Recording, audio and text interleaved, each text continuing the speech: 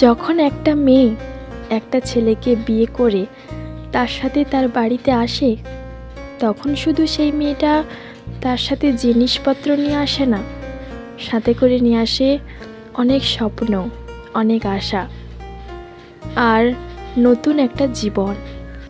সে তখন এটা ভাবে যে সময় যেরকম হোক না কেন, ভালো বা খারাপ, তার স্বামী তার সাথে সব সময় থাকবে।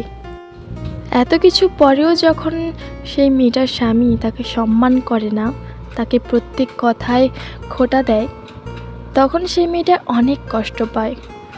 আর এত কিছুর পরও সেই মেয়েটা যখন শ্বশুরবাড়িতে সব মানিয়ে গুছিয়ে নিয়ে থাকতে শুরু করে, তখন তার শ্বশুরবাড়ির লোকজন বলে, তুমি বাপের বাড়ি থেকে কি নিয়ে এসেছো? তখন সেই মেয়েটার মন ভেঙে টুকরো টুকরো হয়ে যায়।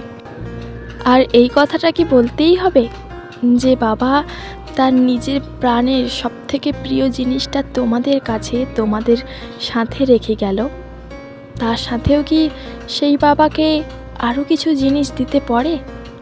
একটা বাবার চোখের মণি আর একটা মায়ের জীবন তোমার হাতে তারা তুলে দিয়েছে, তাও কি তোমার মনে হয় যে এটা কিছু কম?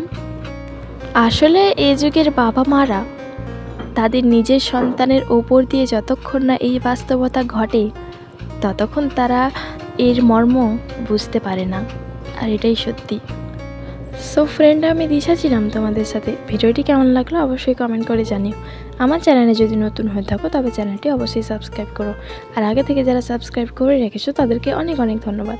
আজকের ভিডিওটা এই পর্যন্ত, দেখা হবে আবার নেক্সটে কোনো ভিডিওতে। ততক্ষণ তোমরা ভালো থেকো, সুস্থ থেকো আর আমাকে এভাবে সাপোর্ট করতে থেকো। আমার ভিডিও দেখার জন্য সবাইকে অনেক অনেক ভালোবাসা।